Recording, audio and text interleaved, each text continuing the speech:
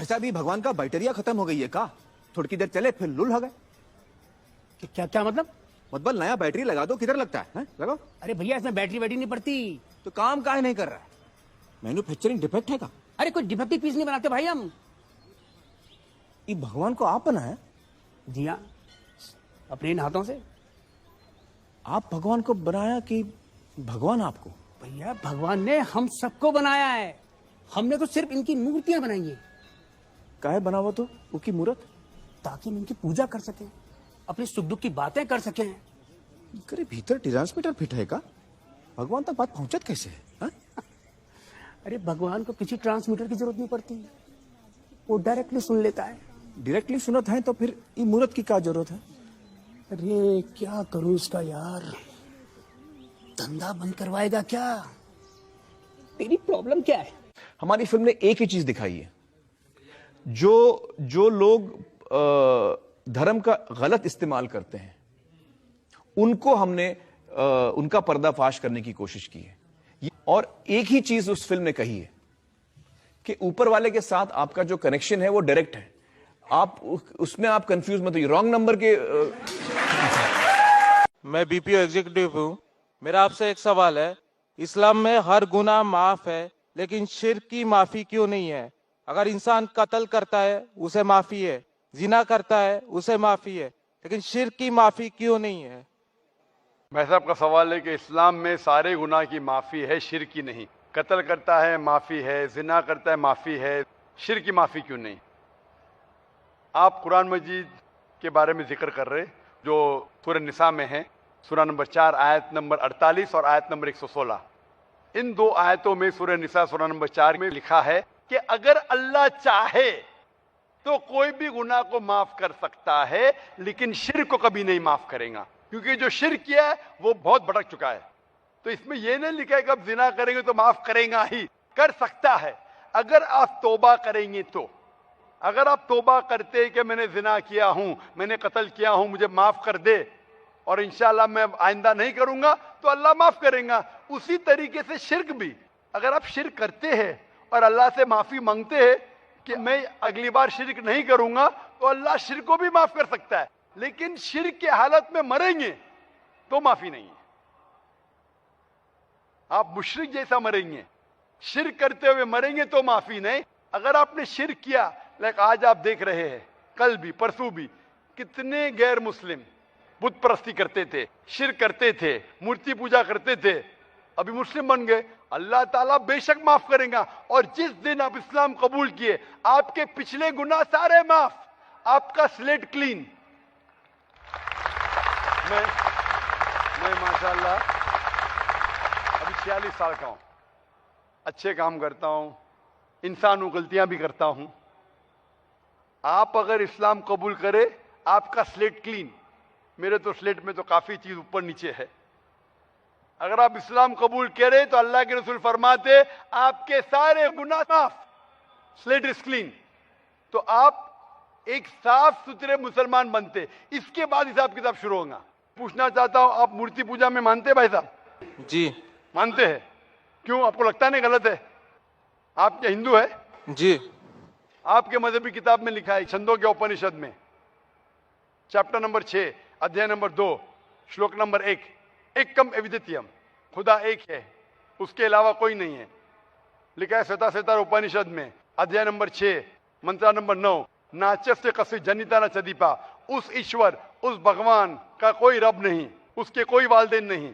लिखा है श्वेता श्वेता उपनिषद में चैप्टर नंबर 4 मंत्र नंबर 19 में, न तस्य प्रतिमा अस्ति, उस ईश्वर, उस भगवान की कोई प्रतिमा नहीं, कोई अक्ष नहीं, कोई पिक्चर नहीं, कोई पेंटिंग नहीं, कोई फोटोग्राफ नहीं, कोई मूर्ति नहीं, कोई बुत नहीं।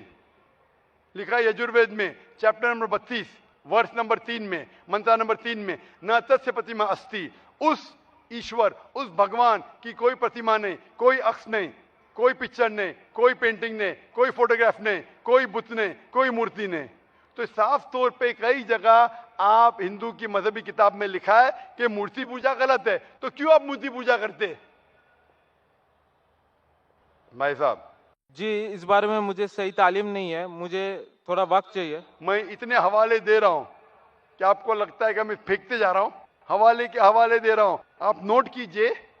जी। आप लाइब्रेरी में जाइए, आपको वेद नहीं मिलता है तो हमारी लाइब्रेरी में जाओ, इस्लामिक रिसर्च फाउंडेशन। हमारे इस्लामिक रिसर्च फाउंडेशन में आपको वेद का तर्जुमा मिलेगा, महाभारत का तर्जुमा मिलेगा, भगवत गीता के कम से कम 30 तर्जुमे मिलेंगे, बाइबल मिलेगा, बाइबल का तर्जुमा मिलेगा, कुरान का तर्जुमा मिलेगा, हदीस का तर्जुमा मिलेगा। मैं नहीं जानता हूं कहीं भी हिंदुस्तान में इतने मजहबी किताब का तर्जुमा मौजूद है। इस्लामिक रिसर्च फाउंडेशन में फ्री लाइब्रेरी, एयर कंडीशन में बैठो, फ्री पढ़ो।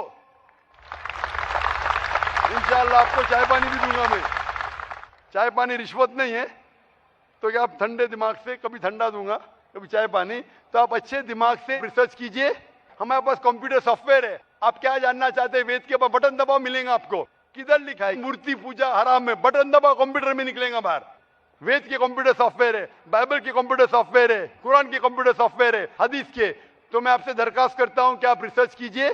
इसके बाद मूर्ति पूजा के कारण रामदेव बाबा जी बोलते हैं, श्री श्री रविशंकर भी बोलते हैं कि मूर्ति पूजा, जैसे कि जो मूर्ति है, जो अपना कर्म किया है, पहले धर लीजिए कि हम लोग कृष्ण को मानते हैं, तो कृष्ण ने जितना कर्म किया है, अगर हम मूर्ति को देखते हैं तो उसको गुण जो है वो हमें याद आने लगता है। तो ये पॉजिटिव बोलते हैं कि मूर्ति को देखने से उसके अंदर में जो अच्छाई गुण था वो हम में जाग जाता है और हम वैसा ही बनना चाहते हैं, अच्छा बनना चाहते हैं। में जाएंगे। जहां तक कि दूसरा सवाल है कि रामदेव बाबा और श्री श्री रविशंकर कहते हैं कि श्री कृष्ण को जब उसकी तस्वीर को देखते हैं, मूर्ति को देखते हैं, जो अच्छे काम किए वो याद आते हैं और आप उनके जैसा बन जाते हैं। ये कह रहे श्री श्री रविशंकर और रामदेव बाबा। आप श्री श्री रविशंकर में मानेंगे या वेद में मानेंगे? वेद कहती है, यजुर्वेद चैप्टर नंबर 32 वर्ष नंबर 3, न तस्त्र प्रतिमा अस्ति, उस ईश्वर की प्रतिमा नहीं। लिखा है शतसहस्र उपनिषद में चैप्टर नंबर 4 श्लोक नंबर 19, न तस्य प्रतिमा अस्ति, उस ईश्वर की कोई प्रतिमा नहीं, कोई अक्ष नहीं, कोई फोटोग्राफ नहीं, कोई पेंटिंग नहीं, कोई पिक्चर नहीं, कोई आइडल नहीं, कोई स्टैच्यू नहीं। तो आप श्री श्री रविशंकर की बात मानेंगे या वेद की बात मानेंगे? अगर आप श्री श्री रविशंकर की बात मानते हैं और वेद की बात को छोड़ देते हैं तो आप श्री रविशंकर के चेले बनते हैं, लेकिन वेद के नहीं। मैं भी अगर कुछ कुरान के खिलाफ बात करूं तो मुझे छोड़ दीजिए। मैं हमेशा कुरान का हवाला देता हूं। कुरान अल्लाह की किताब है, तो कुरान का हवाला देके कुरान की बात करता हूं तो मानो। अगर कुरान को मैं छोड़ दूंगा तो मेरी बात भी मत मानो। जो कुरान और सही हदीस के खिलाफ बात करता है, कितना भी बड़ा आलिम हो, उसकी बात मत मानो। उसी तरीके से मैं जो बात कर रहा हूं वेद की बात कर रहा हूं। तो अगर वेद की बात टकराती है श्री श्री रविशंकर से, रामदेव बाबा से, और मेरा डिबेट हो चुका है श्री श्री रविशंकर के साथ, मेरा डिबेट श्री श्री रविशंकर के साथ हो चुका है बैंगलोर के अंदर। और वो डिबेट देखिए आप, वो डिबेट का मौजू था concept of God in Hinduism and Islam in the light of the scriptures.